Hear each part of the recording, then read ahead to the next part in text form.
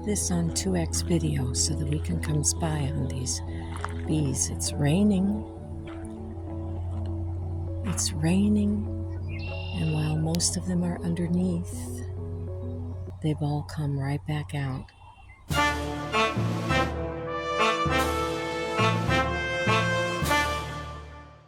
Hi, so unfortunately,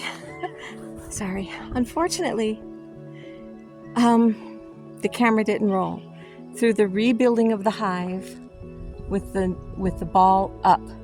But now I want to show you how the last of the bees are walking into the hive.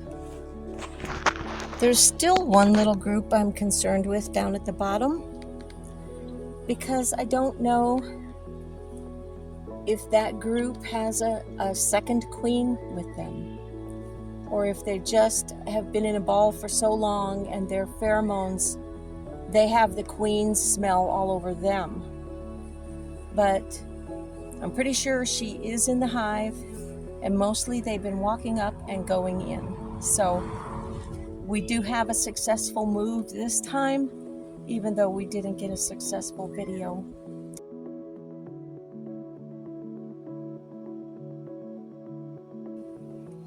And I sure would be happy to know that they're all in for the evening.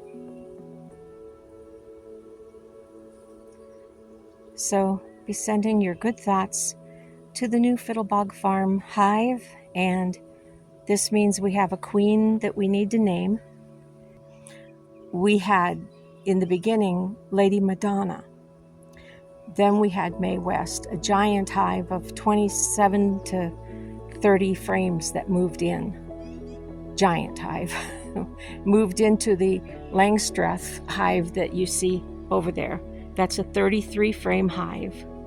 And the bees that moved in hung all the way to the ground and all the way around the front of the thing like a great big tire hanging on it literally stood out from the box a good 10 inches all the way around the curve and down and under and up over. And when we took 3 frames out and put a feeder in, and the bees completely filled everything else. So call it a 27 to 29 frame hive, a swarm that moved in. By comparison, this is a 10 frame wide box, but it's double. There's 10 above and 10 below. So almost 20 frames, but these bees don't even fill up the bottom. So this is a relatively small group of bees, which is good for them as far as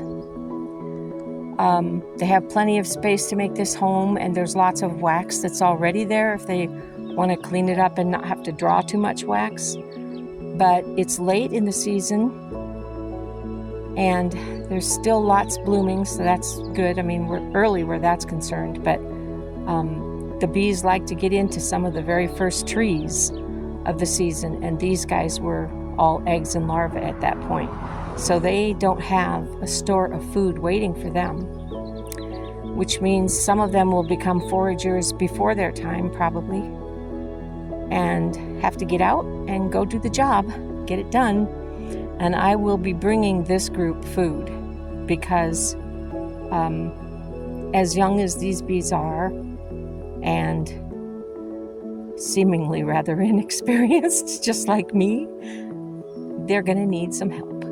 So this year for them, they'll be having a sugar water addition. That's the best thing that I could do for them, because if you give honey to bees, you're risking spreading a bacterial infection. All of the honeybees right now are really struggling with several problems. One is the varroa mite, and then there are some viruses that are after them. And so they urge us not to give organic honey, and not to give honey from unknown sources as feed for our bees, even though it would be their natural food. Unfortunately, organic raw cane sugar that's been dissolved into boiling water and then allowed to let cool is the safest thing I can give them. and it will give them a chance to build a lot of comb fast without having to go out and gather for the comb. And then they can go out and have a good time, and then I'll feed them again in the fall. So I'll probably get a feeder in here to them next week. I'm going to let them settle in and get to know this as home first, and then and let them also find out where their natural food sources are before we just say, okay, now that you're settled in, we'll make it a little bit easy for you to hurry up to put up for yourselves, because they don't have a lot of workers. And there's probably no way a hive this small can actually be prepared with all the honey it's going to need to get through next winter.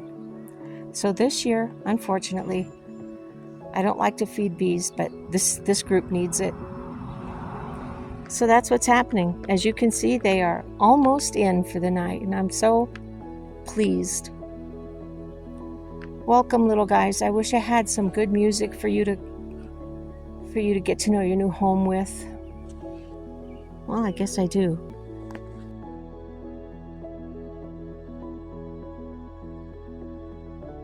So we're going to go down and see if our bees are making it.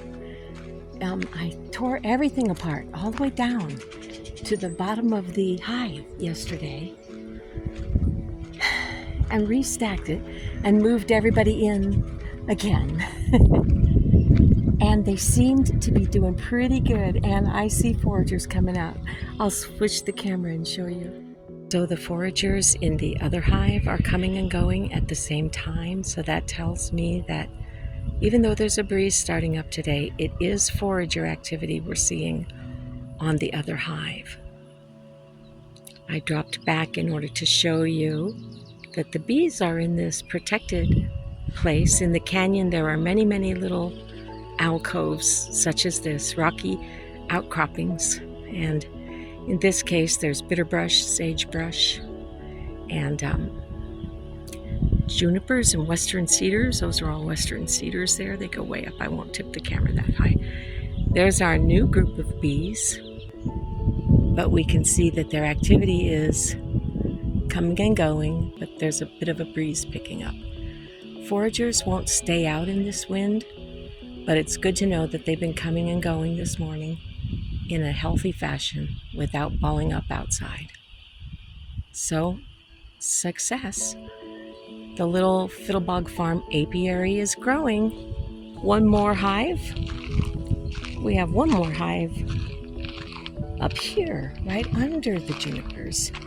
Now it has a feeding tray that I keep out just for loosely putting nectar out if I need to. As you can see, it's only the standard box with no super on it, but it would be a good place for a small hive. The one that just moved into the other box could have moved into this one easily, but that's okay. They moved into a better box. This one's older and more broken down, so I don't hold it against them. But soon, another hive will move in at some point. I have no doubt in that.